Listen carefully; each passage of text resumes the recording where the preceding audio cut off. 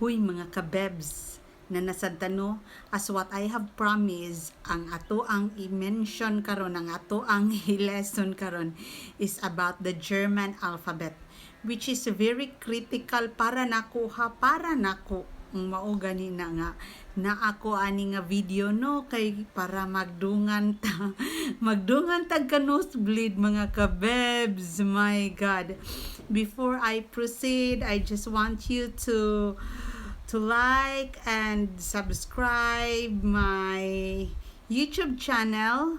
Just link to my bio na ako dito no. Just link to my bio and like to my YouTube channel.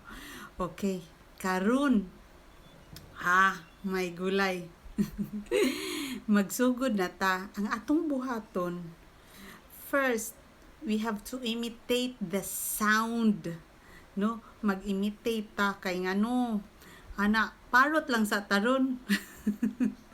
Lisod lagi kayo siya. Para nako para nako. For those who are fluent. Wow. Believe kayo ko ninyo ay sus, ihatag na ninyo inyong dila namo bi. Sige, magdungan na ta kay kung sige kog tabi ambot di ta mahuman. Sige, let's get. Okay, the German alphabet called das Deutsche alphabet. Char, sakto ba to? Das Deutsche alphabet. Okay, let's get. A, B, B, C, C, D, D, E, E, F, F, G, G, H, H, I, E, J, J, K, K, L, L, M, M, N, N, O, O, P, P, Q, Q, R, R, S, S, T, T, U, U, V, V, W, V, X, X, Y, Y, Z. Z.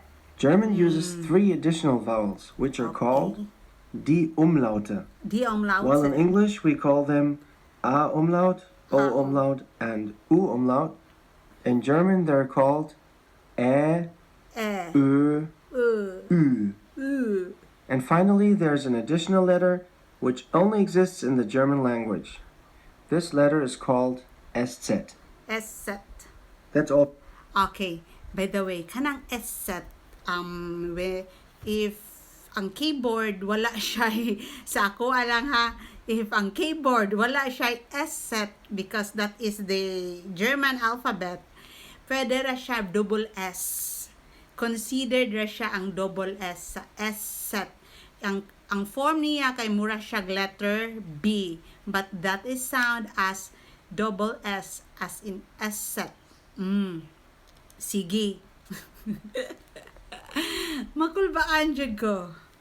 Ano? Maoto siya ang tingog sa German alphabet. Let's go. Kita ang mo pronounce. Oh my God. Oh. Okay, karon atong buhaton mga kabebs. Kita na mo pronounce. We will pronounce das Deutsche alphabet. Char! Sige. Let's get. Follow after me ha. A, B, C, D, E, F, G, H, I, J, K, L, M, N, O, P, Q, R, S, T, U, V, V, X, epsilon set.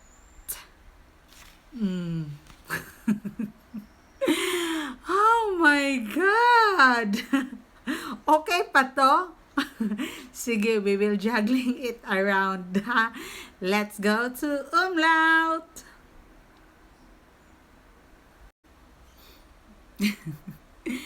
Magkatawa jud ko, no? Labi na katong sa kuan ba? Katawuno naman kayo ko ganiha.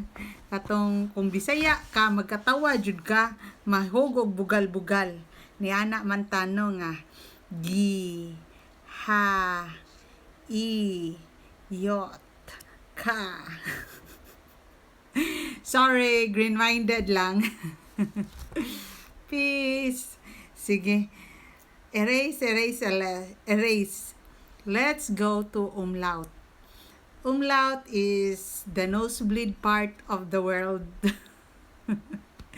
By the way, before I proceed to the sound of umlaut, pwede siya if your keyboard is not a German keyboard, wala siya set, wala siya umlaut, you can replace the umlaut A into AE. You can replace the umlaut O into OE. And you can also replace the umlaut U into UE. But not all the time that you have to replace nga maudyo na siya. But there are words nga kailangan siya i-umlaut kay mo change siya into another meaning kung dili siya umlaut or ana ba. No? Ingon ana sila ka complicated. Nosebleed na this. Oh, no? Sige. Mauto. Oh my God, umlaut. Grabe, nosebleed na this. Okay, let's have some hacks. Char, napatay hacks. Hacks. Gihak-hak na tani. Nosebleed na ko, guys. Okay, here. Okay, mga kabebs. Let's have some hacks. If pronouncing the umlaut O, okay, ang sound daw niya is E. Then, imuhara ko nung i-round imong lips. I don't know if makapronounce ba kong tarong. I,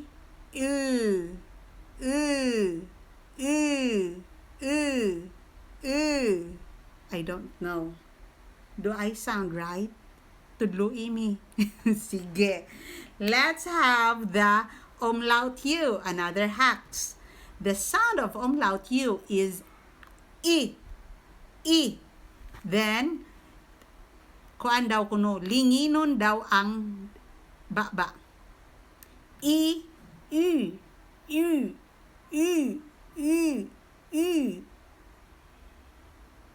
Do I sound right? Okay, another. Let's have the umlaut A. Nagkatawa ko sa kong self. My God! Okay, because we are the tutor of ourselves. We are learning by ourselves. Yes, fight na this. Okay, umlaut A is E. As in airplane. E. Ano na siya, guys? Okay, let's proceed to the S set. With the S set, double S. We have the word grus. Okay, that is not letter B. That is S set, grus. You can find that only in a German language. Okay, thank you for bearing with me nga nagka-nosebleed na ko, guys. At least kitang tanan nag-nosebleed. Grabe, no? As in, okay, I'm so happy nga nag-abuta hantod diring dapita. And see you to the next video. Do not forget to subscribe, like, and share. Tschüss! Bis bald!